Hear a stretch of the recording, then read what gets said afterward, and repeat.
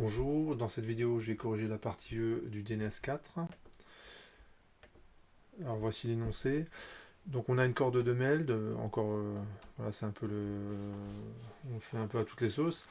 Et cette fois-ci, en x égale moins L, on va placer un vibreur qui va animer qui va donner de l'énergie en fait à la corde, parce que quand on fait la manip pour de vrai, comme il y a des frottements, toute perturbation que vous allez mettre sur la corde va disparaître assez rapidement. Donc pour maintenir une vibration sur la corde, on a adjoint un vibreur, donc très souvent c'est un haut-parleur, et ça c'est suffisant, hein. Et pour observer les nœuds et les ventres de vibration lorsqu'on choisit convenablement la fréquence, la tension du fil, etc. etc. Non, ça c'est des conditions expérimentales. Donc la manip elle va se présenter sous cette forme-là. Hein, vous avez la corde qui est comme ceci.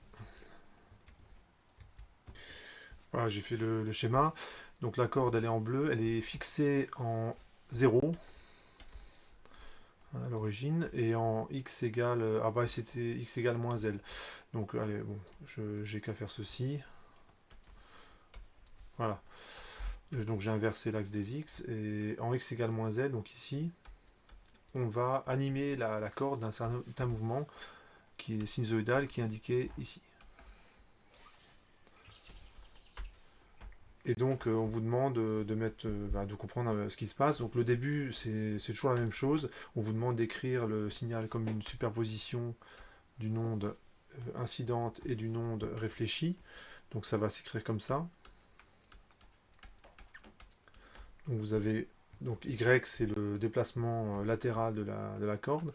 Donc, c'est A cosinus oméga t moins kx. Donc, c'est une onde incidente. Alors, attention, l'onde incidente, vu que l'axe des X est vers la gauche, elle se déplace vers la gauche. Et je le vois ceci avec le signe moins qui apparaît dans la formule. Donc là, c'est une onde qui se déplace dans le sens des x positifs. Ensuite, le fait que j'ai oméga t moins kx, là, hein, une fonction de oméga t moins kx, ça c'est typique d'une onde progressive. Et le fait qu'on ait un cosinus, ici, c'est une onde progressive sinusoïdale.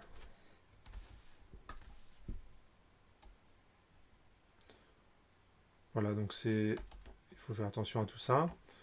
Donc c'est très facile à écrire, mais à chaque fois qu'on écrit quelque chose, en fait, faut savoir d'où ça vient. Et je continue l'écriture. Cette fois-ci, je prends une onde qui se propage dans l'autre sens. Alors, habituellement, ce qu'on fait, c'est que l'amplitude de l'onde réfléchie, j'aurais pu l'écrire B, mais c'est pas idiot de faire ça, puisque on interprète petit r du coup comme un coefficient de réflexion. Si l'amplitude incidente est deux fois plus grande, en fait l'onde réfléchie, elle sera certainement deux fois plus grande et pour un même coefficient de réflexion. Donc c'est juste une façon de noter. Donc a priori la fréquence de l'onde réfléchie est différente. On va montrer dans un instant que c'est la même, hein. Ici, je mets un plus, puisque cette fois-ci, l'onde, elle se propage dans l'autre sens, K', X, plus une phase, Phi'. Ici, j'ai oublié la phase de l'onde incidente, mais évidemment, je la prends, enfin évidemment, ce que je fais souvent, c'est que moi, je la prends égale à 0, si on choisit convenablement l'origine des temps. Et ici, le signe plus, c'est pour une onde qui se propage dans le sens inverse. Alors, bon, vu que j'ai beaucoup à noter cette formule-là, je vais la recopier juste en dessous parce que en fait, on ne voit plus grand-chose. Donc finalement, c'est A cosinus oméga t moins kx plus RA cosinus oméga prime t plus k'x plus phi prime. Voilà, on encadre le résultat.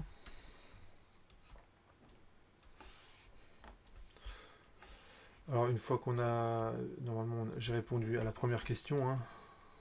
Écrire cette onde, ouais, c'est bon. J'écris maintenant la condition en x égale à 0. Donc c'est la deuxième question. Donc là c'est assez classique, hein. Donc c'est contrainte en x égale à 0. En x égale à 0. Donc la contrainte c'est que le signal il est nul, hein, puisque j'ai fixé la corde en x égale à 0. Donc ça fait a cosinus oméga t. Le moins kx disparaît puisque x est nul, plus ra cosinus oméga prime t plus phi prime égale à 0. Et ça, c'est à tout instant. Et ceci n'est possible qu'à la condition que oméga soit égal à oméga prime. Ce qu'on peut rajouter comme condition, ce qui fait que ça va bien donner 0, c'est que R, il faut le prendre égal à moins 1 et phi prime à 0. Il y a une autre solution, c'est oméga prime égale oméga, R égale plus 1, phi prime égale pi. Mais cette solution, en fait, je vais pas l'utiliser. Et de toute façon, elle est équivalente à la première solution, parce que cosinus de x plus pi, c'est moins cosinus x. Donc moi, je n'ai besoin dans ma résolution que d'une seule solution. Donc une solution est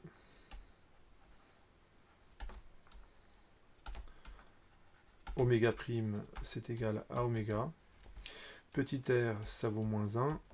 Et phi prime, c'est égal à 0. Je répète qu'il y a une autre solution. Une fois qu'on a fait ça, je peux réécrire le signal. Donc là, normalement, c'est vraiment classique ce que je suis en train de faire. Donc on peut réécrire le signal. Et avec une formule trigo, j'ai transformé la somme en produit. Donc on obtient y de x et de t, qui s'écrit a, donc je peux mettre en facteur cosinus oméga t moins kx, moins cosinus oméga t plus k'x. Et en fait, on peut montrer que k' ça vaut k. Or, oméga, c'est égal à k fois c. Ça, c'est pour l'onde incidente. Enfin, par définition, hein, on a ça. Et pour l'onde réfléchie, on a oméga prime égale k' fois c. Et bien sûr, on vient juste de montrer que ça, c'était égal à oméga, justement. Et donc, forcément, bon, ça, je pense que ça vaut vraiment pas le coup de détailler. Hein. La conclusion, c'est que k', c'est égal à k.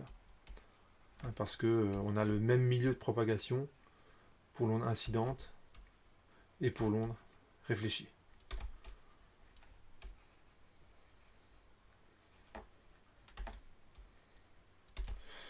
Pour l'onde incidente. Donc finalement, je peux réécrire le signal sous cette forme-là. En fait, c'est ce qui est écrit ici, simplement que k' a disparu. Il n'y a que du oméga et du k. Donc c'est oméga t moins kx moins cosinus oméga t plus kx. Et là, j'utilise une formule trigo pour transformer une somme, enfin, ou une différence, hein, finalement ça revient au même, de cosinus en produit. Et la formule trigo, c'est la suivante, c'est cosinus de A moins cosinus de B. Ça vaut 2 fois sinus de B moins A sur 2, sinus de B plus A sur 2. Ou A plus B sur 2. C'est égal. Et donc, quand on la met en œuvre, cette formule-là, ça donne, ça fait 2A cosinus, quand je fais la somme, ça fait oméga t moins kx, plus oméga t plus kx. Et l'autre, du coup, ouais, j'ai commencé par écrire le deuxième terme.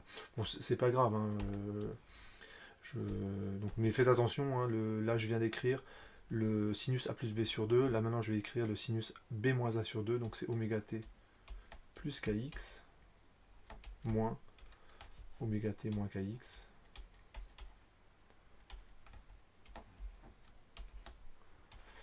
Et quand on fait la simplification, là c'est les kx qui s'en vont, et là normalement c'est les oméga t qui s'en vont. Et on a l'expression de y, de x de t, et on reconnaît la forme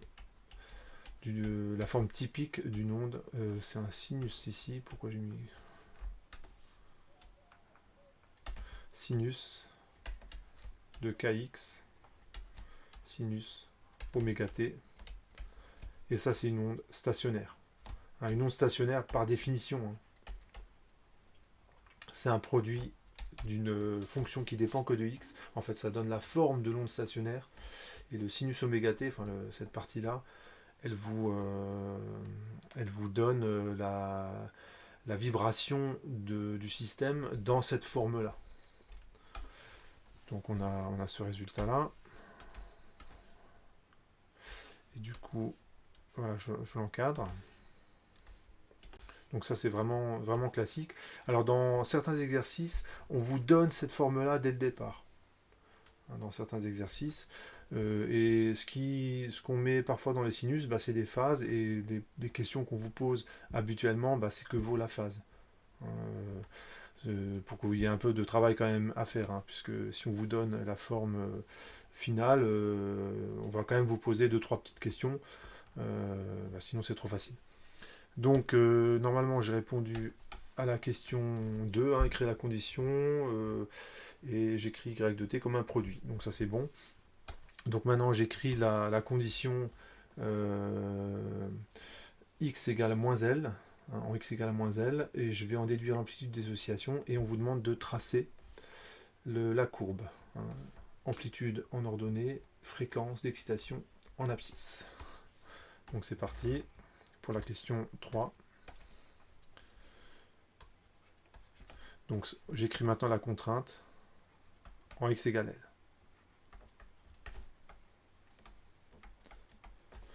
Donc la contrainte c'est y. Attention, c'est x égale moins L, pardon. Donc pour moins L à l'instant t. Donc ça vaut deux choses. Ça vaut ceci, donc 2a sinus moins kl. Donc je remplace x par moins L, sinus oméga t. Mais l'énoncé vous donne une autre information. Il vous dit que en moins L, ça vaut aussi y0 sinus oméga t. Donc c'est, je l'écris en bleu, ça vaut y0 sinus oméga t. Donc cette égalité, ça vient de l'énoncé. Donc il faut bien lire l'énoncé. Ce que je constate, c'est que si je regarde cette égalité, le sinus oméga t s'en va, et je peux mettre isolé l'amplitude. Donc je fais mon petit calcul, donc ça fait A, ça vaut y0 sur 2 sinus de moins kl.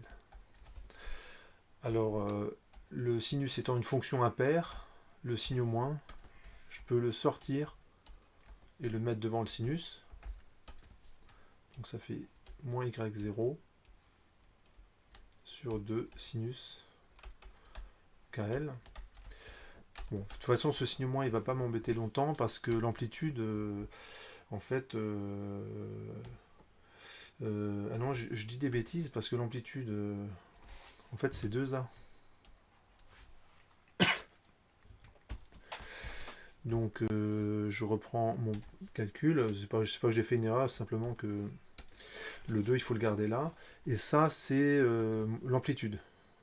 Hein, c'est plutôt, il faut que je prenne la valeur absolue de ce truc-là pour avoir l'amplitude. Alors pourquoi il faut que je prenne la valeur absolue de ce truc-là? Parce que ce terme-là, en fait, il peut être négatif. Et pour une amplitude, ça va par une amplitude, on la donne toujours positif. Donc finalement, l'amplitude, d'oscillation. Ça donne... Ah, pourquoi c'est amplitude? C'est parce que... je vais peut-être un peu vite là. Pourquoi c'est l'amplitude 2A? Si on regarde l'expression qui est là, plutôt l'expression qui est là, la valeur maximale de y, de x et de t, c'est 2A. La valeur maximale du sinus et de ce sinus-là, c'est 1. Donc la valeur maximale de y, de x et de t, c'est 2A. Donc c'est pour ça que je dis que l'amplitude, c'est la valeur absolue de 2A. Et donc c'est la valeur absolue de y0.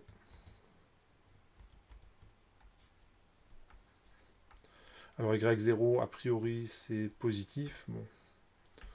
Donc je pourrais ne pas le mettre dans la valeur absolue. Alors ce qu'on vous demande, c'est l'amplitude en fonction de la fréquence. Donc il faut exprimer k en fonction de la fréquence. Et là, si vous connaissez bien votre cours, eh bien, vous savez que oméga, ça vaut k fois c. Ça vaut aussi 2πf. Donc finalement, k,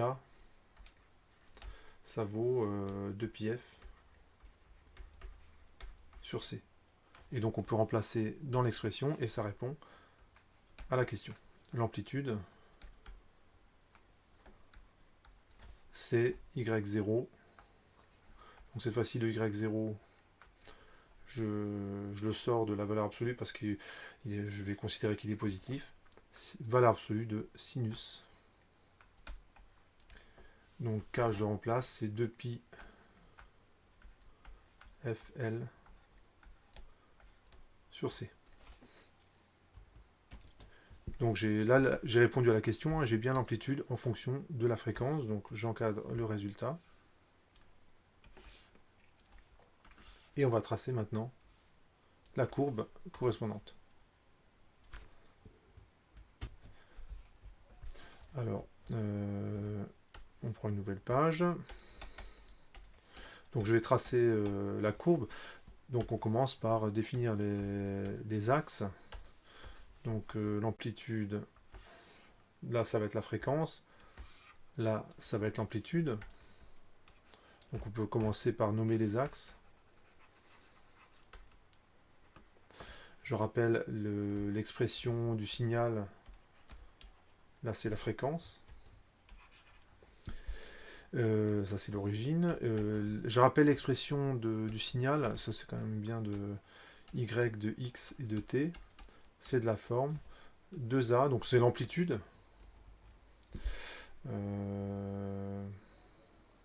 Ouais, 2a.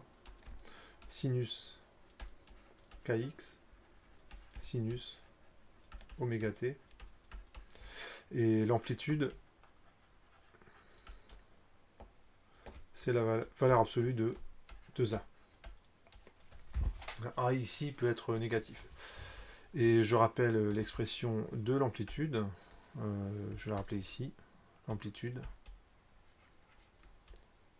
c'est y0 sur la valeur absolue de sinus 2π fl sur c. 2π. Voilà, donc j'ai recopié la formule. Donc je vais tracer la courbe. Alors, pour le tracé de cette courbe-là, si vous regardez bien, le sinus, il varie entre... ce sinus-là, hein, vu qu'il y a la valeur absolue, ça va varier entre 0 et 1. Alors, donc ça veut dire que l'amplitude sera toujours plus grande que y0. En effet, si vous divisez y0 par quelque chose qui est plus petit que 1, vous allez toujours obtenir quelque chose plus grand que y0. Du coup, ça c'est le premier truc que je peux faire, c'est placer le y0 sur l'axe des ordonnées. On peut le mettre en pointillé.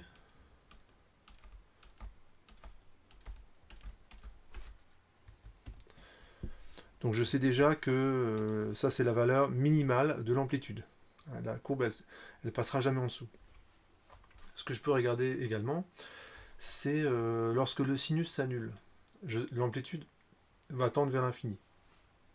On est bien d'accord que ça ne correspond, ça c'est quelque chose qui est impossible, hein, d'avoir une amplitude qui tend vers l'infini.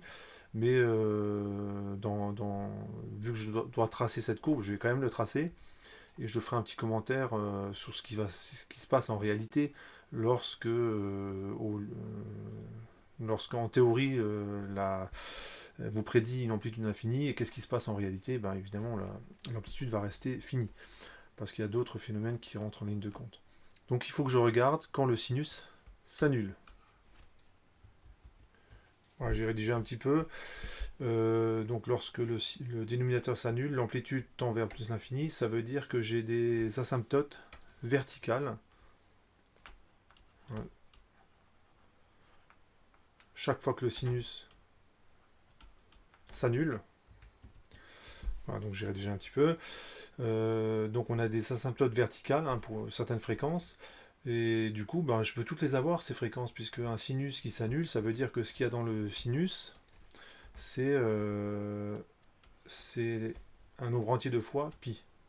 Ça veut dire que c'est 2pi fl sur c. Ça s'écrit comme ça. Ça fait n fois pi. Et je vais prendre n, a priori, je peux aussi avoir n égale à 0. Ça fait partie des solutions après tout. Et ce que je trouve comme fréquence, du coup la fréquence elle dépend d'un indice n. Le pi se simplifie dans mon calcul. nc sur 2l. Normalement, quand je dis ça, ça doit vous dire quelque chose. Vous avez déjà vu ce terme-là quelque part. Eh bien, pour chacune de ces fréquences, on a une asymptote verticale, hein, l'amplitude tend vers l'infini. Donc on va représenter ça.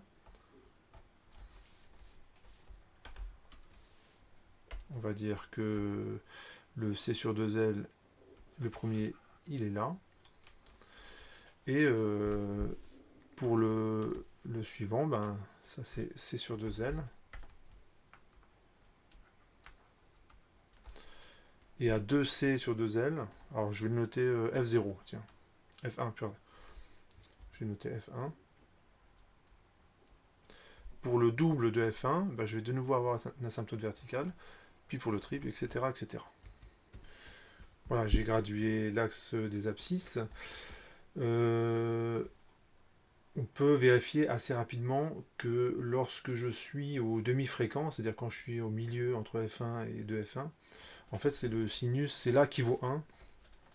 Donc la courbe que je vais tracer, elle va, donc il y a les asymptotes verticales, elle va forcément passer par ces points-là. Hein, donc on pourrait faire je pourrais faire la vérification très facilement, mais vous vous doutez bien que si j'ai une asymptote verticale, donc je vais venir comme ceci, je repars comme ceci, je sais qu'à un moment donné, l'amplitude elle vaut y0. Bon, c'est quasiment sûr que ça va être à peu près dans ce coin-là. On peut montrer que c'est exactement au milieu. Hein, si vous prenez, faites la moyenne entre F1 et 2F1, vous réinjectez, ben, vous trouvez que le sinus y vaut 1. Il y a, donc on pourrait tracer la courbe, donc ça fera un truc comme ceci. Comme ceci, comme ceci. Alors je vais faire le tracé pour f plus grand que f1. Pour f plus petit que f1, en fait, je vais vous montrer il y a un petit problème en fait, hein, que le tracé il n'est pas aussi évident que ça. Donc je vais commencer déjà la partie qui est assez facile, c'est pour f plus grand que f1. Voilà, j'ai fait le tracé pour f plus grand que f1. Pour f plus petit que... avant de faire le tracé pour f plus petit que f1, je vais me placer à... Je vais prendre certaines fréquences, puis je vais regarder ce que ça donne. Hein, pour que vous compreniez un petit peu ce graphique, hein, amplitude en fonction de la fréquence, et ça correspond à quoi dans la réalité. Donc je vais me placer à, disons, cette fréquence-là. Voilà.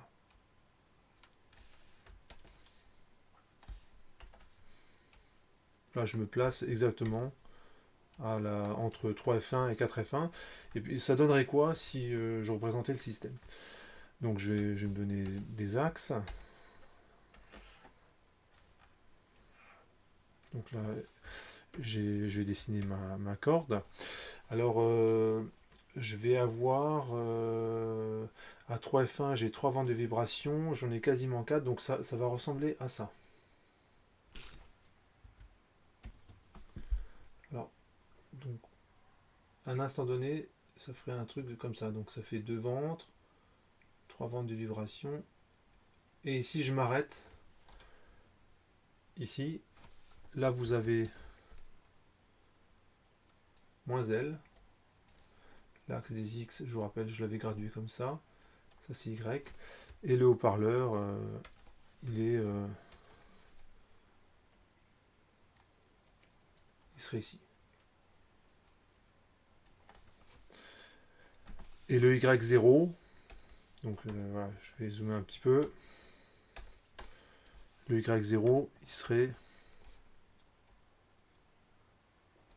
exactement...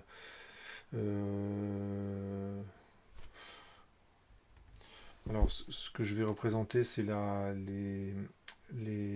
corde dans ses positions extrémales.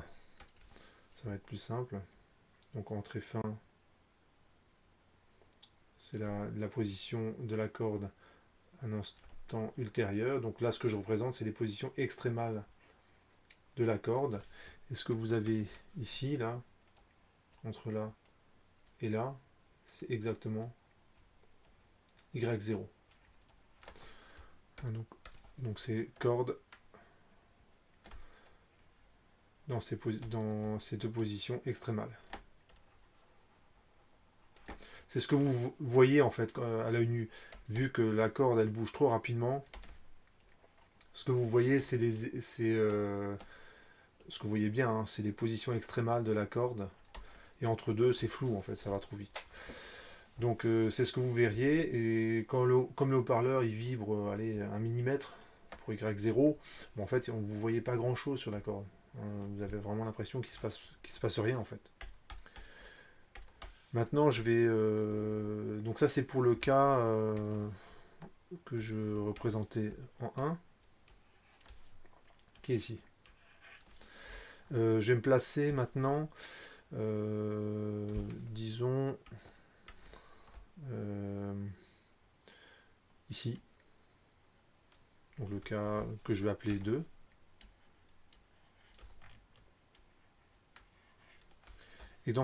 Et ça donne ceci. Donc, je me redonne des axes. Et cette fois-ci, le signal, il ressemble à ceci. Donc on a de nouveau 3 nœuds de vibration et en fait on a qui sont beaucoup plus grands en amplitude. Donc là je vais exagérer un petit peu, ça fait un truc comme ça. Donc je ne mets pas une amplitude trop grande hein, parce que sinon on va rien voir. Alors moi je vais le faire un petit peu plus grand.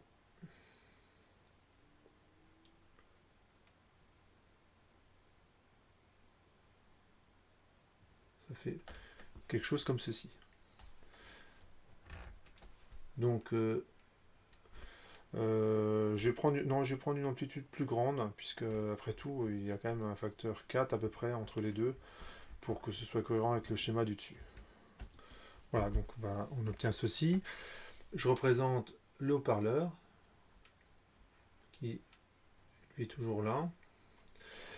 Et le Y0, alors évidemment je représente la corde dans ses positions extrémales, hein, donc je vais reproduire le même motif, mais cette fois-ci dans signe opposé. Voilà, ça c'est ce que j'obtiendrai au point 2. Et Y0, je l'ai toujours, puisque c'est des positions extrémales, je vais l'avoir entre là et là. J'ai toujours Y0.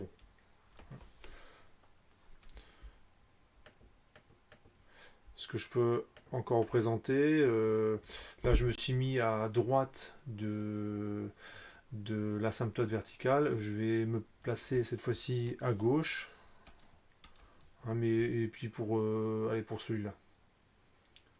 Donc je vais mettre ici le cas numéro 3.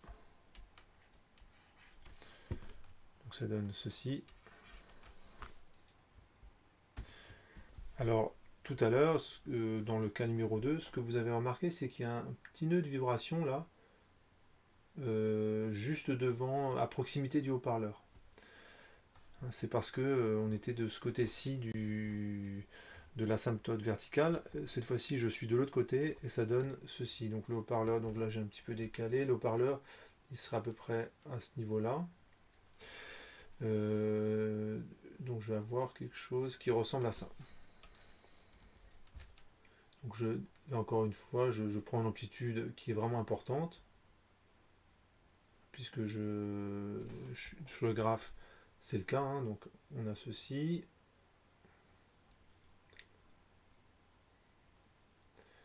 Et ce que vous remarquez, c'est que le ventre de vibration, celui-là, en fait, il n'est pas complet. C'est-à-dire qu'on ne voit pas il y aurait un nœud en fait qui serait un petit peu plus loin si le fil continuait. Hein, mais il y a le haut-parleur entre deux. Et le haut-parleur, il se trouve ici.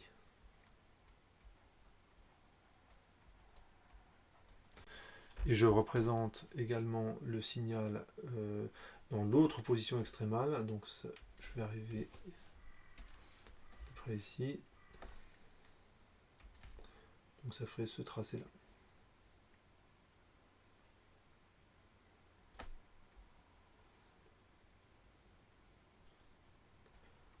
Et je m'arrête ici. Donc il faut imaginer que l'extrémité du haut-parleur, elle vibre hein, entre les...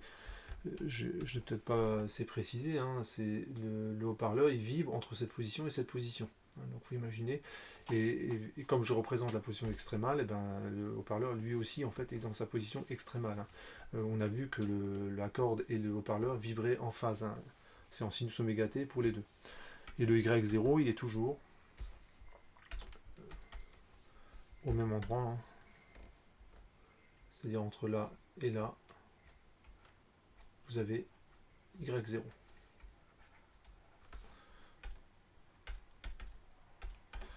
Donc j'ai représenté les 3 cas sur la courbe.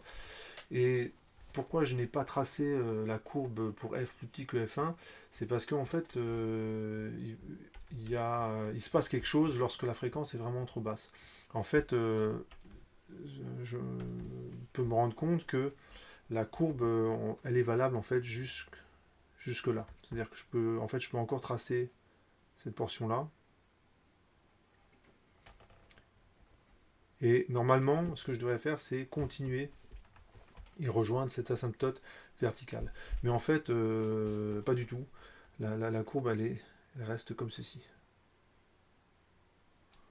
Elle reste comme ceci, elle reste toute plate. Et voilà, c'est ça qu'il faut que je vous explique. Alors je vais prendre ce cas-là maintenant. Je me place ici. Hein, donc ça sera le 4e cas que je vais faire. Alors je manque un peu de place là.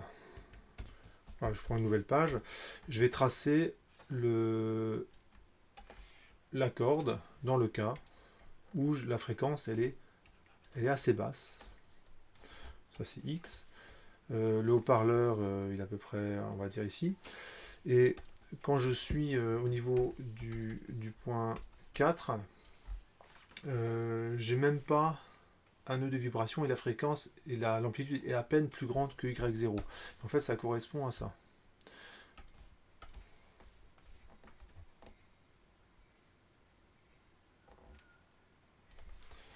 Voilà. Je vais essayer de tracer le plus proprement possible. Donc on a un ventre de vibration, le maximum, ça redescend un petit peu. Je recommence, ça redescend un petit peu. Et là, on arrive au niveau du haut-parleur. Donc là, le haut-parleur, il serait ici.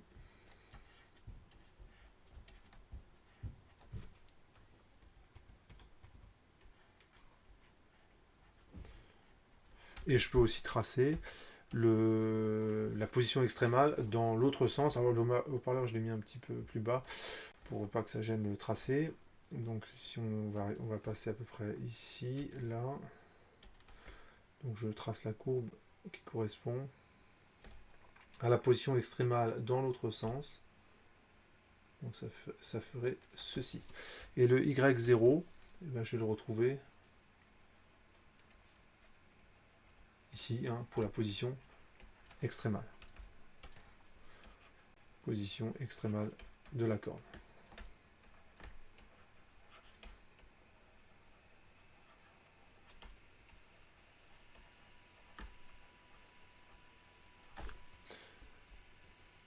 Alors, voilà, je affiche juste quelque chose là. Et là, donc ce qu'on voit, effectivement, que l'amplitude, elle est un petit peu plus grande que Y0.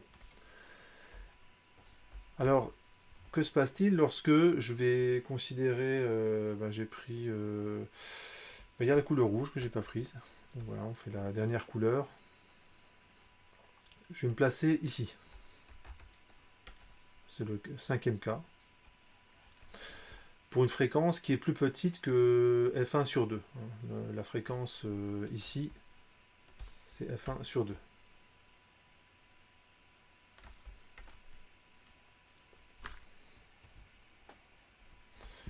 Alors dans ce cas-là, on observe quoi? Donc le cas numéro 5. Je retrace les axes. Et dans ce cas-là, on observe ceci. Donc je vais mettre le haut-parleur par le bas. Ça fait quasiment... Voilà, ça donne ceci. Là, j'ai très fortement zoomé, hein, suivant l'axe des Y. Sinon, on ne voit rien. Y0, en fait, est assez petit. Hein, c'est de l'ordre du millimètre. Donc, quand vous faites l'expérience, en fait, la corde, elle vibre quasiment pas. On ne voit quasiment rien. Ici, j'ai mon haut-parleur qui est ici.